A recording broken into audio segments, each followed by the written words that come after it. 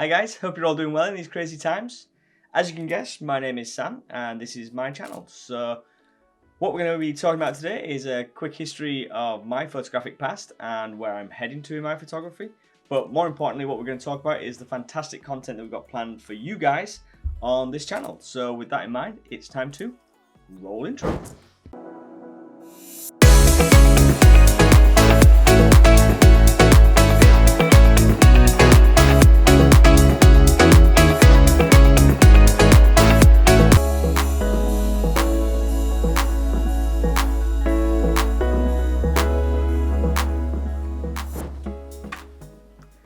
So guys, let's have a quick chat about my photographic past and where I've come from and ended up with my photography. So back in 1996 I started college, and whilst at college spent an awful lot of time in the darkroom developing prints from negatives, shooting on 35mm Pentax K1000 I believe it was, so a really old camera. In fact, something I'd really like to get hold of. I need to check eBay on that one. Wait there.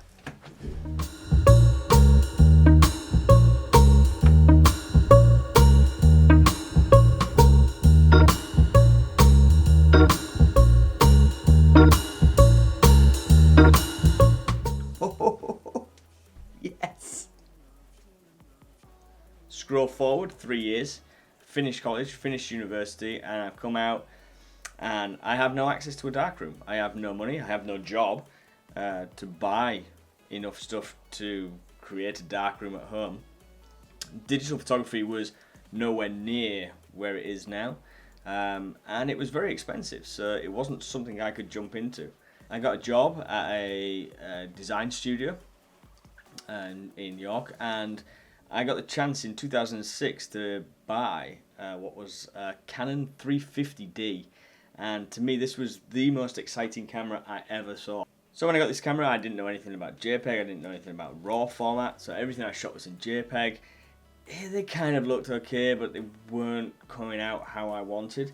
So I spent a lot of time teaching myself, understanding the process of how the camera worked, how RAW format worked, and then going forward, how to edit a RAW image, which essentially is a digital negative. So spending a lot of time in the darkroom, I understood the basic principles of developing a print, and I could carry that over into Photoshop and edited my pictures. After a short period of time, once I got quite comfortable with the camera settings, I upgraded my camera. I think I went from there to a Canon 40D, and at that point I started feeling comfortable enough to start charging for my services, and from there that really reignited my passion with photography, and it kind of went stratospheric after that. Everything started moving very quickly, more people asking for work, I was doing different work.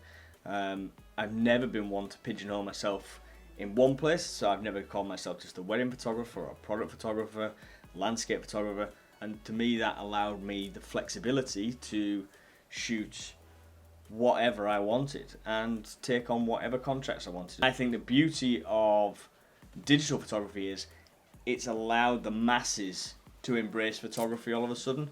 I mean, don't get me wrong, I have an expensive set of lenses that I use both commercially and also in my personal life with pictures of the family and the kids and stuff like that.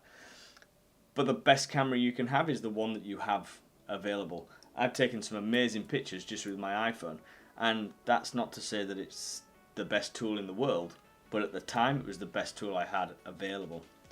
Anyway, I could bore you guys to tears talking about photography for hours, but that's not what this video is about. This video is really an introduction as to what to expect from this channel and what content we're planning to put out there.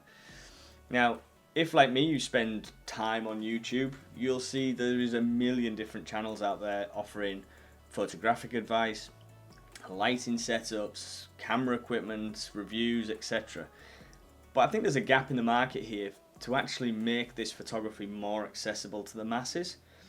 It seems to me that photography has got this image currently that it is quite an elitist thing, that you have to have the most up-to-date camera.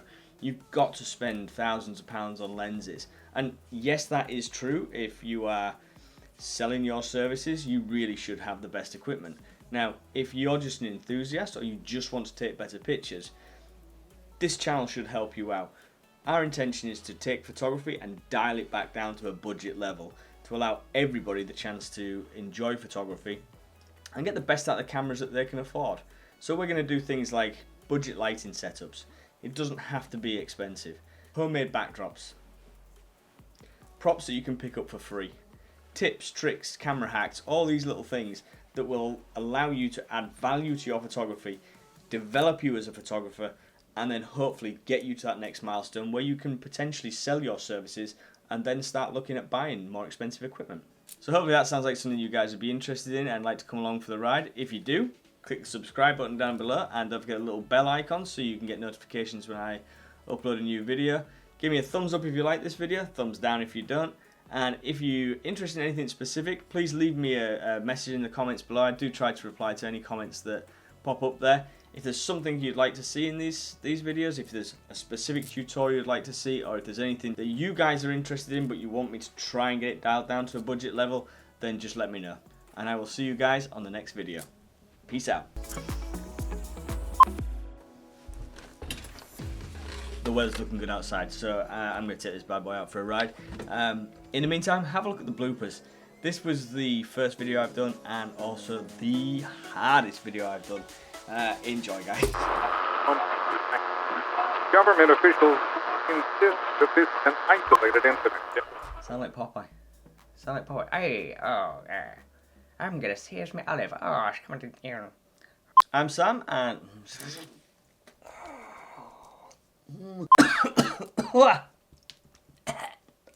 coming up.